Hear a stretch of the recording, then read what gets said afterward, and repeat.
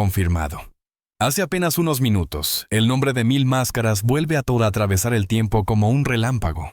No se trata solo de nostalgia, no se trata solo de lucha libre. Se trata de una vida entera construida entre luces, ovaciones y silencios que dolían más que cualquier caída sobre la lona. Porque cuando México habla de sus ídolos, los enumera como si fueran monumentos. El Santo, Blue Demon, Tinieblas. Y ahí, inevitablemente, aparece él. Mil Máscaras. Un luchador que no solo fue grande por sus movimientos o su técnica, sino por lo que simbolizó. Misterio, elegancia, resistencia, disciplina.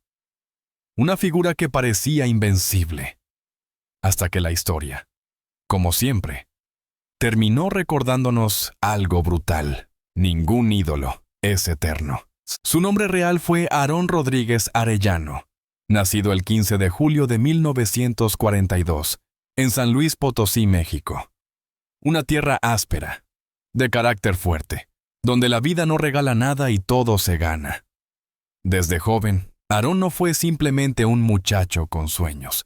Fue un hombre formado por la presión de tener que abrirse camino en un país que, a mitad del siglo XX, encontraba en la lucha libre una válvula de escape colectiva.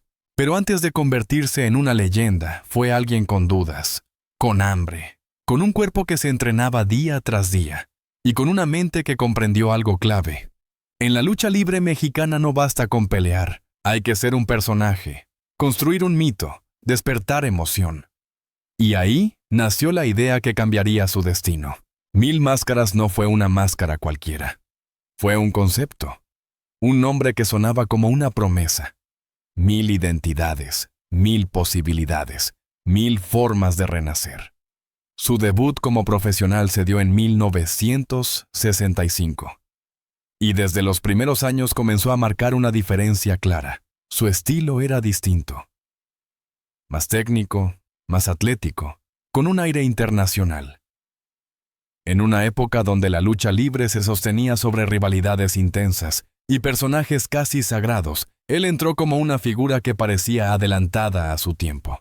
Mientras otros construían su fama en el caos, él la construía en la precisión. Y aquí es donde empieza lo inquietante. Porque la fama de Mil Máscaras creció rápido.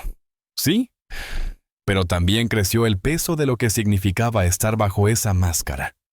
¿Qué sacrificios se requieren para sostener un personaje durante décadas? ¿Cuánto de Aarón quedó atrapado ahí dentro? La lucha libre mexicana de aquellos años era un fenómeno social. La gente llenaba arenas como la Arena México en la capital, o recintos históricos de distintas ciudades del país. No era solo deporte, era cultura, era emoción nacional, era un ritual. Los niños miraban a los luchadores como si fueran superhéroes reales. Y cuando Mil Máscaras apareció, con una presencia sólida y una identidad que sonaba enorme, el público entendió algo.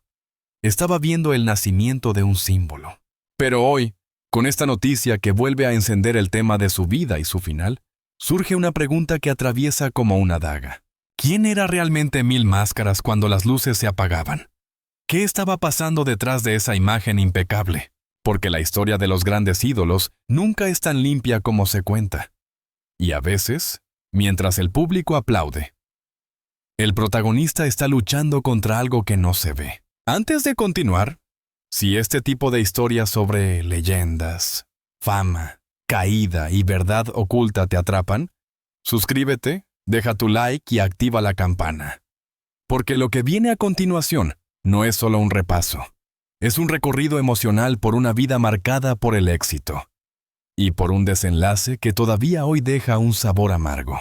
Respira hondo. Porque en él la historia entra en su etapa más intensa. El ascenso total, las grandes arenas, el reconocimiento internacional y el precio que empezó a cobrarse, poco a poco, sin que nadie lo notara. A finales de los años 60 y durante los 70, Mil Máscaras ya no era una promesa. Era una realidad innegable. Su nombre se escuchaba cada vez más fuerte en carteles, en revistas, en conversaciones familiares. Y eso en México no es poca cosa. Porque convertirse en un ídolo nacional dentro de la lucha libre significa entrar en una liga donde solo sobreviven quienes son capaces de sostener el nivel y el personaje. La gente comenzó a identificarlo por una combinación que parecía perfecta. Presencia seria, técnica limpia, movimientos que no se sentían improvisados. En cada presentación, su figura transmitía una sensación extraña. No era el luchador del barrio que se rompía por el aplauso. Era como un atleta de otro mundo, elegante, frío, casi cinematográfico. En arenas emblemáticas como la Arena México y otros grandes recintos del circuito, Mil Máscaras fue construyendo algo más grande que una carrera. Construyó una marca. Y con cada victoria, con cada rivalidad, con cada combate importante, su nombre se transformaba en una especie de sello de garantía para el público. A medida que su fama crecía, también empezó a destacar un elemento esencial: su capacidad para proyectar la lucha libre mexicana hacia el exterior. Porque Mil Máscaras no se quedó encerrado en lo local. Su figura fue una de las primeras que comenzaron a conectar con el concepto de estrella internacional. Eso lo convirtió en un puente entre México y el mundo. Pero el éxito tiene una regla silenciosa. Cuando te acostumbras a que todos te celebren, también te acostumbras a no poder fallar nunca. En esos años, el luchador se consolidó también como parte de una dinastía. La familia Rodríguez Arellano no era una familia cualquiera, era una estructura de gladiadores. Entre los nombres más conocidos ligados a esa sangre, aparece Dos Caras, su hermano, quien más tarde sería conocido no solo por su propia trayectoria, sino por ser el padre de quien hoy el mundo reconoce como Alberto del Río. Y aquí aparece uno de los puntos más potentes. Mil Máscaras no solo estaba ganando combates, estaba levantando un apellido como si fuera una bandera. Eso pesa. Porque cuando tu familia está ligada al ring, cada golpe tiene un eco doble. El tuyo y el de tu legado. En lo personal, su vida no era la de un hombre común. El ritmo de un luchador estrella es agotador. Viajes constantes, entrenamientos, presentaciones, entrevistas, compromisos. México lo veía como un ídolo. Pero la intimidad de una vida así puede ser brutalmente solitaria. Y no es casualidad que con el paso del tiempo, muchos comenzaran a decir lo mismo. Mil Máscaras era reservado. No se exponía como otros. No vendía su vida privada como espectáculo. Y eso, en una industria donde el escándalo alimenta titulares, lo hizo diferente. Pero también lo convirtió en un hombre difícil de leer. Mientras el público celebraba, el mito crecía. Pero el mito también encierra. Y cuanto más alto estás, más miedo da caer. En los años de oro, su nombre se conectó no solo con la lucha, sino también con el entretenimiento de otra forma. Llegó a aparecer en películas, reforzando esa imagen de héroe enmascarado que México amaba. Era la época donde la máscara no era un accesorio, era un símbolo cultural. Y entonces ocurrió lo inevitable. Mil Máscaras se convirtió en una figura casi intocable. Pero, ¿qué pasa cuando alguien es tan grande que deja de permitirse ser humano? ¿Qué pasa cuando la gente no quiere ver tus fallas, solo tu perfección? La historia cruza fronteras. El nombre de Mil Máscaras empieza a sonar más allá de México, en un escenario donde no todos entendían lo que significaba una máscara, pero sí entendían lo que significaba una estrella. Y ahí, lejos de casa, comienza otra presión distinta. Demostrar que no era solo un ídolo mexicano, sino un hombre capaz de imponerse en cualquier parte del mundo. Hay una frase que se repite cuando se habla de luchadores legendarios. Trascendió generaciones. Y en el caso de Mil Máscaras no es una exageración. Porque mientras muchos ídolos brillan intensamente durante unos años y después desaparecen, él logró algo mucho más raro: permanecer. En el momento en que su carrera comenzó a proyectarse internacionalmente, el reto ya no era ganar en México. El reto era demostrar que su identidad, su técnica y su impacto podían sobrevivir en un mundo distinto. Estados Unidos, Japón, escenarios con públicos menos acostumbrados a la cultura del luchador enmascarado como figura heroica. Y aún así, Mil Máscaras avanzó. Su estilo era atlético, con un toque que se sentía moderno para su época. Eso le permitió conectar con audiencias que buscaban algo más que el choque. Buscaban espectáculo con clase, con técnica, con una narrativa que no necesitaba palabras. Mientras tanto, su vida familiar seguía siendo parte de esa estructura de legado. La familia no era solo familia, era empresa emocional. Cada logro lo convertía en un ejemplo. Cada error en un problema. Mantener el equilibrio entre ser Aarón y ser Mil Máscaras era un desafío constante. Y aunque su vida privada no fue siempre un tema central de titulares masivos, el público entendía una verdad. El hombre detrás de la máscara tenía que soportar un doble juego. Porque un luchador puede quitarse el uniforme, pero en la mente de la gente, el ídolo nunca se apaga. Y ahí es donde empieza lo más fuerte. Porque cuando la fama se prolonga durante décadas, no es solo un privilegio. Es una carga psicológica. Siempre hay que estar listo. Siempre hay que verse fuerte. Siempre hay que sostener el mito. El tiempo, sin embargo, no perdona.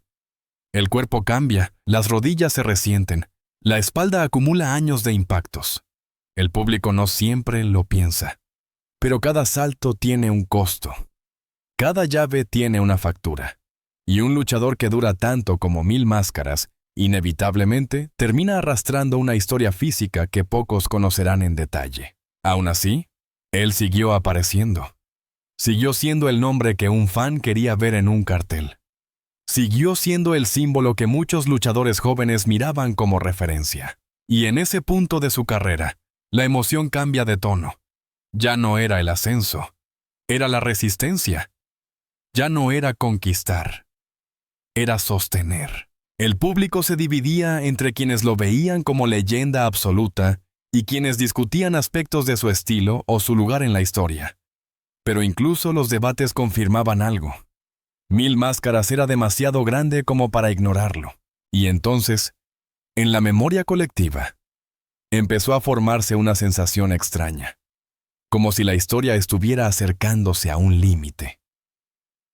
Como si cada reaparición fuera, sin saberlo, una despedida parcial. Porque hay algo que duele de los ídolos. Un día, inevitablemente, la noticia cambia de tono. La palabra trayectoria se convierte en legado. Y el presente se vuelve pasado. Vamos a entrar en el punto más intenso, lo que se confirmó, lo que se dice, lo que se siente cuando una figura así llega al tramo final, y la gente reacciona con una mezcla de incredulidad, tristeza y un silencio difícil de explicar. Este es el punto donde la historia deja de ser solo una biografía y se convierte en un golpe emocional, confirmado. Hace 5 minutos. Y no es una frase vacía, porque cuando una figura como Mil Máscaras aparece vinculada a la idea de trágico final, el público reacciona de inmediato, no importa cuántos años pasen, no importa cuántas nuevas estrellas nazcan. Hay nombres que siguen siendo una herida abierta en la memoria cultural de México. Mil Máscaras representa un tipo de grandeza que ya casi no existe. La grandeza construida lentamente, con disciplina, con presencia, con el peso de una máscara que nunca se trató solo de ocultar un rostro, sino de sostener un símbolo. Y cuando hablamos de final, lo que se siente es una especie de choque entre dos realidades. La que el público imaginaba, un ídolo eterno, y la real. Un hombre que también envejece, también se desgasta, también atraviesa sombras. La tragedia de los ídolos no siempre es un escándalo. A veces no es un explosivo. A veces es algo mucho más frío. Y por eso mismo más cruel, el paso del tiempo. Porque el verdadero clímax en la vida de una leyenda no es el combate más duro. Es el momento en que la gente se da cuenta de que ya no puede sostenerse como antes. De que las fechas ya no son promesas, son recuerdos. En México, el tema de los grandes luchadores toca una fibra muy particular. La lucha libre no es solo entretenimiento, es identidad. Y cuando un ídolo llega al tramo final, el país entero lo siente como un duelo anticipado. Mil Máscaras no fue solo un luchador exitoso. Fue un símbolo de una época, de una estética, de una forma de hacer espectáculo con respeto por el arte del ring. Su máscara fue parte del imaginario colectivo, como una bandera invisible. Y hoy, cuando se habla de su final como desgarrador, no es por una exageración gratuita.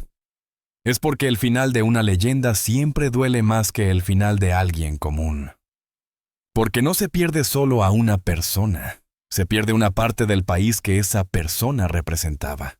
Aquí es donde todo se vuelve más emocional, porque si Mil Máscaras fue admirado por su fuerza, su técnica, su elegancia, entonces su final duele justamente porque nos obliga a recordar que detrás de todo eso había un ser humano, uno que vivió bajo presión, bajo aplausos, bajo expectativas imposibles, y mientras el público lo celebraba, ¿qué pasaba en privado? ¿Qué momentos vivió lejos de las cámaras? ¿Qué sacrificios hizo para mantener el mito intacto? Es el clímax del video porque aquí el espectador entiende algo que golpea. La historia no es solo la gloria, es el precio, la máscara como símbolo. Sí, pero también como jaula. El aplauso como energía. Sí, pero también como condena. La fama como triunfo. Sí, pero también como soledad. Y cuando se pronuncia la frase trágico final, lo que realmente se está diciendo es, esto fue demasiado grande. Y por eso mismo, demasiado doloroso. Vamos a cerrar el recorrido sin caer en una conclusión fría, sino con un resumen emocional de su carrera, su familia, su legado. Y esa sensación de vacío que queda cuando un hombre así se convierte en memoria. Mil Máscaras no se explica solo con estadísticas ni con títulos. Se explica con emoción. Con la mirada del niño que lo vio por primera vez en una arena llena. Con el adulto que lo recuerda como si fuera parte de su historia personal. Con el luchador joven que lo estudió como un maestro silencioso. Su carrera fue larga, impresionante y para muchos, irrepetible.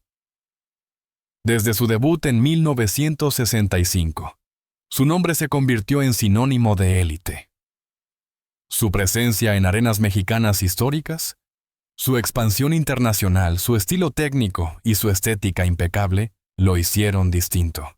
En una industria que a veces devora a sus propios ídolos, Mil Máscaras logró sostenerse durante décadas como figura respetada. Y eso no es casualidad. Eso se construye con disciplina. En cuanto a familia, su legado no quedó en el aire.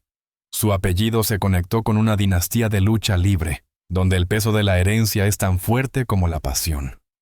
Su nombre quedó ligado para siempre a una línea histórica que atraviesa generaciones. Pero todo lo grandioso también tiene un lado oscuro, el peso emocional de ser eterno ante los ojos del público. Por eso, cuando se habla de su final como desgarrador, lo que realmente se siente es la confirmación de una verdad que nadie quiere aceptar. Incluso los ídolos terminan. Y cuando un ídolo termina, el mundo no se detiene. Pero algo adentro se rompe. Porque Mil Máscaras fue más que un personaje. Fue una idea. La del luchador como símbolo de resistencia, misterio y grandeza mexicana. Fue el recordatorio de que una máscara puede convertir a alguien en leyenda, pero también puede exigirle una vida entera de sacrificios. Y si hoy su historia vuelve a ser tendencia, si hoy su nombre vuelve a sonar como un golpe en el pecho, es porque su impacto no desapareció, solo estaba dormido, esperando el momento en que el público volviera a mirar atrás y entendiera la magnitud de lo que se perdió. Confirmado. Hace 5 minutos. La vida de Mil Máscaras no fue solo una carrera, fue una era, y su final, por doloroso que sea, deja una pregunta que queda flotando. ¿Cuántas veces más podrá México despedirse de sus leyendas antes de quedarse sin héroes?